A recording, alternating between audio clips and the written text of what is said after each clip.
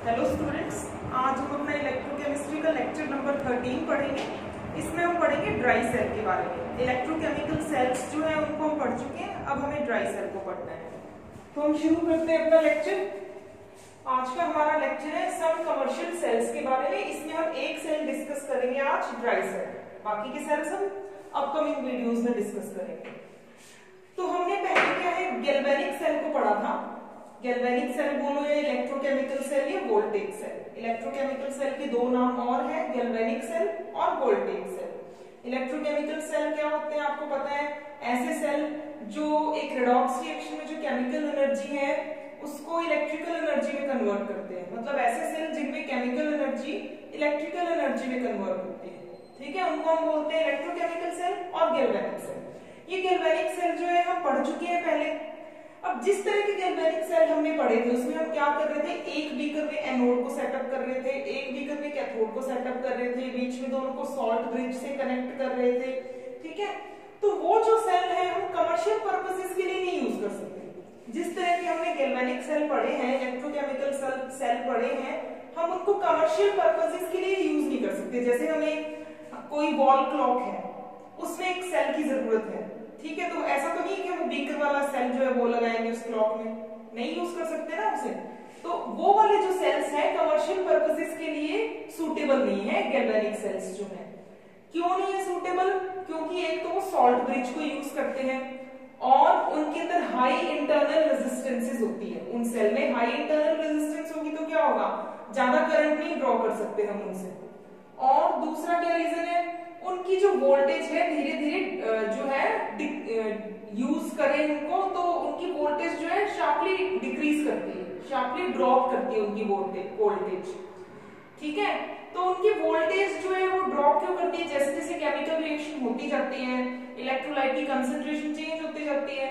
अब electrode potential जो है वो इलेक्ट्रोलाइट की कंसंट्रेशन पे डिपेंड करता है, वो भी चेंज होता जाता है, ठीक है। तो उनकी ईएमएफ जो है वो चेंज होती जाएगी, ठीक, क्योंकि ईएमएफ क्या होता है, इलेक्ट्रोड पोटेंशियल्स का डिफरेंस ही होता है कैथोड और एनोड की। तो उनकी वोल्टेज जो है वो ड्रॉप करती जाती है, क्योंकि जब एक जो एनोड है और कैथोड है उनका ईएमएफ जीरो भी हो जाएगा सेल का जब उनका इलेक्ट्रोड पोटेंशियल जो है दोनों का इक्वल हो जाएगा, ठीक है। तो हम सिंपली इतना कह सकते हैं कि उनकी वोल्टेज जो है ड्रॉप करती है यूज के टाइम। और ऐसे जो सेल है वो कॉम्पैक्टनेस नहीं होती, उनमें लाइटनेस नहीं होती, कॉम्पैक्ट नहीं होते हैं। बड़ा सा सेल होता है ना, उसके लिए दो दो हमें बीकर चाहिए, सॉल्ट ब्रिज चाहिए, तो ठीक है, मतलब कॉम्पैक्ट नहीं है। कॉम्पैक्ट नहीं है तो पोर्टेबल भी नहीं है, मतलब उसको एक जगह से दूसरी जगह ले जाना जो है मुश्किल है, ठीक है। पोर्टेबिलिटी का क्या मतलब है, उनको एक जगह से दूसरी जगह ले जाना। अब वो क्या होते हैं, पोर्टेबल नहीं होते। तो हम क्या कह सकते हैं, जो गैल्वेनिक सेल है उनको कमर्शियल पर्पस के लिए यूज नहीं कर सकते क्योंकि उनकी वोल्टेज ड्रॉप करती है, उनमें हाई इंटरनल रेजिस्टेंस होती है और वो कॉम्पैक्ट नहीं होते, पोर्टेबल नहीं होते, ठीक है। तो हमें कमर्शियल पर्पसेस के लिए सेल चाहिए। तो कमर्शियल पर्पसेस के लिए हम जो सेल यूज करते हैं उसमें कौन सी क्वालिटीज होनी चाहिए? एक तो वो कॉम्पैक्ट होना चाहिए, लाइट होना चाहिए और इजीली पोर्टेबल होना चाहिए, जिसको एक जगह से दूसरी जगह आसानी से ले जाया जा सके, ठीक है। छोटा सा सेल इस तरह से होना चाहिए और उसकी जो वोल्टेज है वो ड्रॉप नहीं करनी चाहिए। कोई मामूली सा चेंज उसमें हो तो कोई बात नहीं, पर ज्यादा चेंज नहीं होना चाहिए उनके यूज के दौरान। चाहे वो थोड़े टाइम के लिए भी यूज में आ रहे हैं, मान लो कि उनकी लाइफ कम है, लेकिन जब तक हम उनको यूज कर रहे हैं तब तक उस थोड़े टाइम के दौरान में उनकी वोल्टेज में ज्यादा चेंज नहीं आना चाहिए, माइन्यूट चेंज जो है वो आ सकता है, ठीक है। तो उनकी वोल्टेज में ड्रॉप नहीं होना चाहिए और वो कॉम्पैक्ट, लाइट और इजीली पोर्टेबल होनी चाहिए, ठीक। तो ये क्वालिटीज होती है कमर्शियल सेल की। तो सेल आपको पता ही है कि सेल क्या होता है, जिसमें केमिकल एनर्जी इलेक्ट्रिकल एनर्जी में कन्वर्ट होती है, ठीक है। बैटरी क्या होती है, हम नंबर ऑफ सेल्स को 2 या 4 या 6 सेल्स उनको हम कनेक्ट कर दें सीरीज में तो उसी को हम बैटरी बोल देते हैं, ठीक है। तो बैटरी का क्या मतलब है, number of cells connected in series, उनको हम बैटरी कह देते हैं। फिर भी कई बार क्या हम करते हैं कि बैटरी जो टर्म है वो हम एक सिंगल सेल के लिए भी यूज कर लेते हैं। वैसे तो नंबर ऑफ सेल्स का जो कनेक्शन है सीरीज में उसी को हम बैटरी कहते हैं, लेकिन कई बार हम क्या करते हैं, सिर्फ एक सिंगल सेल के लिए भी बैटरी टर्म यूज कर लेते हैं। वैसे तो ये सही नहीं है हमें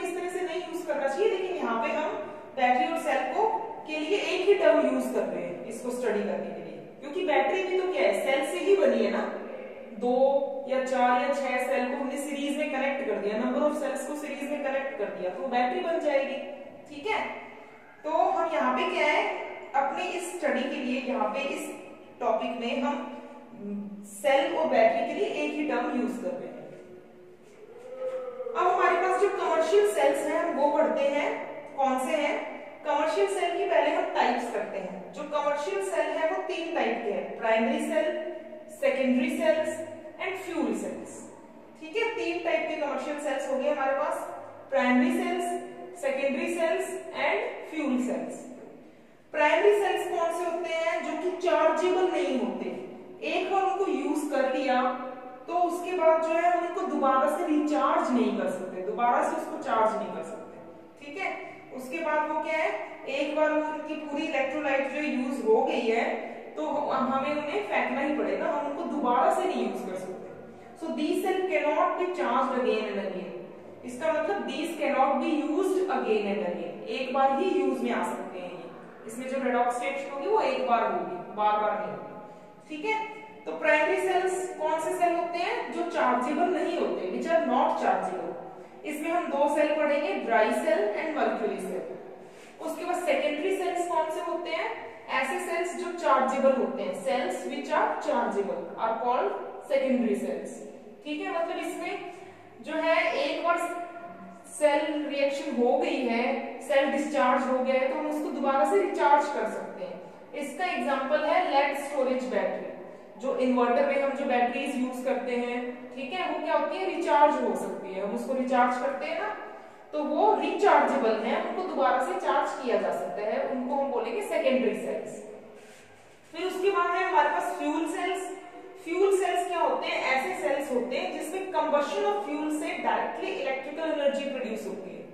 ठीक है, कंबशन ऑफ फ्यूल करते हैं हम सेल के अंदर तो इलेक्ट्रिकल एनर्जी प्रोड्यूस होती है। इसमें हम पढ़ेंगे H2O2 का फ्यूल सेल, हाइड्रोजन ऑक्सीजन का फ्यूल सेल। ठीक, तो अब हम पढ़ते हैं ड्राई सेल, जो कि हमारा प्राइमरी सेल है, ड्राई सेल, इसको पढ़ते हैं हम। ये पहले हम देख लेते हैं कहां पे यूज होता है ड्राई सेल, क्लॉक्स में और ट्रांजिस्टर्स में यूज होता है। ठीक है, और ऐसे छोटे इंस्ट्रूमेंट्स में जैसे रिमोट वगैरह में, ठीक है, इनमें क्लॉक्स में, ट्रांजिस्टर्स में, इस तरह के इंस्ट्रूमेंट्स में ये यूज होता है। इसकी जो वोल्टेज है वो 1.25 से लेके 1.50 वोल्ट है, मतलब ज्यादा ड्रॉप नहीं होता इसमें वोल्टेज में, मैक्सिमम वोल्टेज ये, थोड़ा बहुत ड्रॉप हो सकता है वोल्टेज में। ठीक, तो ये कहाँ यूज होते हैं आपको पता लग गया, क्लॉक्स में, ट्रांजिस्टर्स में, रिमोट्स में, इनमें ड्राई सेल यूज होती है। और इसकी वोल्टेज है, कई बार ये क्वेश्चन पूछ भी लिया जाता है कि वोल्टेज क्या होती है ड्राई सेल की, 1 मार्क्स में आ जाता है, तो 1.25 से 1.50 वोल्ट। उसके बाद ये है हमारे पास ड्राई सेल का डायग्राम, आपने देखा भी होगा, इस तरह का एक ड्राई सेल जो है, जो हम क्लॉक्स में यूज करते हैं, उसमें ऊपर एक कैप जो है वो बनी हुई होती है। ठीक है, ये जिंक का कंटेनर है, सिलेंड्रिकल फॉर्म में, देखो जिंक का कंटेनर है हमारे पास, ये जो सेल है जिंक कंटेनर का बना हुआ है। ये इस साइड से भी कवर्ड है और इस साइड से भी कवर्ड है और ऊपर से भी ये कवर्ड है, सिर्फ ये नीचे से नेकेड है ये कंटेनर। ठीक है, यहाँ से कार्डबोर्ड की कवरिंग है इसके ऊपर, यहाँ से भी इसके ऊपर कार्डबोर्ड की कवरिंग है और यहाँ से भी इसके ऊपर पिच सील होती है। ठीक है, यहाँ से भी इसको सील किया हुआ होता है। सिर्फ ये नेकेड कहां से, ये कंटेनर बॉटम से। यहाँ पे इस तरह आपने कैप देखी होगी सेल्स में, ठीक है, एक कैप बनी हुई होती है। इसके अंदर ये क्या, ग्रेफाइट की रॉड है, जो ऊपर से इस कैप के साथ तो टच हो रही है, नीचे से इस कंटेनर के साथ ये टच में नहीं है, ग्रेफाइट रॉड। ठीक है, इतना क्लियर हो गया, जिंक का कंटेनर है, नीचे से तो ये कंटेनर नेकेड है, बाकी ये तीनों तरफ से ये कंटेनर जो है क्लोज्ड है, यहाँ पे कार्डबोर्ड से क्लोज्ड है, यहाँ पे पिच से सील किया और पिच सील है इसके ऊपर। यहाँ पे इसके ऊपर ये जो एक कैप है, ये कैप ग्रेफाइट रोड के साथ कांटेक्ट में है। ठीक है, और इसके अंदर एक पोरस पार्टीशन है, पोरस पार्टीशन है जिसके अंदर छोटे छोटे पोर्स है, और यहाँ पे ग्रेफाइट रॉड के चारों तरफ ये जो है, ये एरिया इस कंटेनर में, यहाँ पे इसके अंदर मैंगनीज ऑक्साइड प्लस कार्बन ये भरा हुआ है। ठीक है, ग्रेफाइट रॉड के चारों तरफ वाली जो स्पेस है ये, इसके अंदर मैंगनीज डाइऑक्साइड प्लस में कार्बन जो है ये फिल्ड है। ठीक, ये बाहर वाला जो पोर्शन है इस कंटेनर का, पोरस पार्टीशन के बाहर वाला, इसके अंदर भरा हुआ है ammonium chloride and zinc chloride का पेस्ट। ठीक है, ये आपने ध्यान रखना है। अंदर वाले पोर्शन में कंटेनर में भरा हुआ है मैंगनीज ऑक्साइड प्लस कार्बन जो ग्रेफाइट रॉड के चारों तरफ है, और बाहर वाला जो पोर्शन है इसमें ammonium chloride plus zinc chloride का पेस्ट भरा हुआ है। ये ग्रेफाइट रॉड जो है ये कैथोड का काम करेगी। ये देखो ग्रेफाइट रॉड, यहाँ पे हमने पॉजिटिव लिखा है इस कैप के ऊपर। ठीक है, पॉजिटिव जो होता है इलेक्ट्रोकेमिकल सेल में, ये इलेक्ट्रोकेमिकल सेल ही है, उसकी कॉम्पैक्ट फॉर्म है ये। पॉजिटिव क्या होता है, कैथोड होता है। तो ये जो ग्रेफाइट रॉड है ये क्या है, कैथोड। और ये जो जिंक का कंटेनर है ये काम करेगा एनोड का। तो आपको इसके अंदर चार बातें ये ध्यान रखनी है कि कंटेनर किसका है, जिंक का, जो कि एनोड का काम करेगा। ठीक है, ग्रेफाइट रॉड कैथोड का काम करेगी। ठीक, और बाहर वाला जो पोर्शन है कंटेनर का उसके अंदर अमोनियम क्लोराइड और जिंक क्लोराइड का पेस्ट है। और जो अंदर वाला पोर्शन है, पोरस पार्टीशन के अंदर वाला पोर्शन कंटेनर का, इसके अंदर मैंगनीज डाइऑक्साइड प्लस कार्बन है। ठीक है, तो ये चार चीजें आपने ध्यान रखनी है, ammonium chloride plus zinc chloride का paste, manganese oxide plus carbon, ठीक है, ग्रेफाइट का कैथोड और जिंक का एनोड। एनोड पे हमने नेगेटिव चार्ज लगाया क्योंकि पूरा कंटेनर जिंक का बना हुआ है, नीचे की साइड से नेगेटिव है, यहाँ पे हमने नेगेटिव चार्ज दिखा दिया। नेगेटिव का मतलब क्या है, एनोड। ये ड्राई सेल की कंस्ट्रक्शन है। ड्राई सेल को लेक्लांचे सेल भी बोलते हैं। इस तरह से भी क्वेश्चन आ सकता है एग्जाम में, लेक्लांचे सेल जो है उसके बारे में एक्सप्लेन करो कि उसकी क्या रिएक्शन होती है या उसका क्या डायग्राम होता है। ठीक है, उसकी कितनी वोल्टेज होती है, इसको कहाँ यूज करते हैं। तो इसके दोनों नाम जो है आपको ध्यान रखने हैं, ड्राई सेल और लेक्लांचे सेल। ठीक है, अब देखो इसमें एनोड, मैंने आपको अभी बताया जिंक कंटेनर जो है वो एनोड है। अब एनोड में क्या रिएक्शन होती है, एनोड की रिएक्शन इसकी बिल्कुल सिंपल सी है। आपको पता है एनोड में क्या होती है, ऑक्सीडेशन। ठीक है, इलेक्ट्रोकेमिकल सेल में एनोड में ऑक्सीडेशन होगी, तो ऑक्सीडेशन का मतलब है लॉस ऑफ इलेक्ट्रॉन। जो जिंक है, जो जिंक कंटेनर है, इसको हम लिख सकते हैं जिंक सॉलिड स्टेट में। ठीक है, ये 2 इलेक्ट्रॉन्स को लूज करेगा और जिंक 2 पॉजिटिव में कन्वर्ट हो जाएगा। ठीक है, तो यहाँ पे क्या हो रहा है, लॉस ऑफ इलेक्ट्रॉन, तो ये क्या है, ऑक्सीडेशन। बिल्कुल सिंपल सी रिएक्शन है, जिंक 2 इलेक्ट्रॉन लूज करके जिंक 2 पॉजिटिव आयंस में कन्वर्ट हो जाता है। ठीक है, ये हो गया। अब कैथोड पे क्या रिएक्शन होती है, कैथोड पे देखो हमारे पास है ना मैंगनीज डाइऑक्साइड और कार्बन का पेस्ट है। तो ये जो मैंगनीज डाइऑक्साइड है, पहले इसको लेके चलो, मैंगनीज डाइऑक्साइड, इसमें देखो यहाँ पे मैंगनीज डाइऑक्साइड है, इसमें मैंगनीज की ऑक्सीडेशन स्टेट क्या होगी, +4, क्योंकि जो एक ऑक्सीजन होता है उसकी -2 है, तो 2 ऑक्सीजन की कितनी हो जाएगी, -4 हो जाएगी। ठीक है, इसको अगर हम x मान के चले मैंगनीज की ऑक्सीडेशन स्टेट, तो x -4 = 0 पुट करते हैं। +1 में सीखा था हमने ऑक्सीडेशन स्टेट निकालना, तो मैंगनीज की ऑक्सीडेशन स्टेट कितनी आ जाएगी, +4 आ जाएगी। मैंने ब्रैकेट में लिखा है मैंगनीज डाइऑक्साइड पे चार्ज नहीं है, मैंगनीज डाइऑक्साइड तो न्यूट्रल है, सिर्फ मैंगनीज की ऑक्सीडेशन स्टेट लिखी है रिडक्शन को दिखाने के लिए। रिडक्शन में क्या होता है, डिक्रीज इन ऑक्सीडेशन स्टेट। तो पहले आप सिर्फ इतना ही ये लेके चलो इस रिएक्शन को समझने के लिए कि मैंगनीज डाइऑक्साइड जो है इसमें मैंगनीज की ऑक्सीडेशन स्टेट +4 है। ये किसमें कन्वर्ट हो जाता है, Mn, इसके साथ देखो एक OH लगा हुआ है और एक ये ऑक्सीजन लगा हुआ है। अब ऑक्सीजन की कितनी होती है ऑक्सीडेशन स्टेट, -2 होती है, और OH हाइड्रोक्साइड आयन की होती है -1। ठीक है, अगर आप इसकी x मान लोगे तो ओवरऑल तो ये न्यूट्रल है, तो मैंगनीज की ऑक्सीडेशन स्टेट कितनी आएगी, मैंगनीज की ऑक्सीडेशन स्टेट +3 आ जाएगी। ऑक्सीडेशन स्टेट आप फाइंड आउट कर सकते हैं बिल्कुल आराम से, हमने सीखा है इसको पहले अपनी प्रीवियस क्लास में। OH का चार्ज -1 होता है, ऑक्सीजन का -2 होता है, तो मैंगनीज के ऊपर कितना आएगा, +3 आएगा। ठीक है, इसको मिटा देती हूं मैं। अब मैंगनीज की पहले +4 थी, अब यहाँ पे मैंगनीज की ऑक्सीडेशन स्टेट हो गई है +3। ठीक, तो डिक्रीज इन ऑक्सीडेशन स्टेट का क्या मतलब है, रिडक्शन। तो यहाँ पे हमारे पास क्या हो रही है, रिडक्शन हो रही है। तो मैंगनीज डाइऑक्साइड जो है इसमें मैंगनीज की +4 ऑक्सीडेशन स्टेट, इधर +3, तो ये क्या है, यहाँ पे हम कह सकते हैं रिडक्शन है।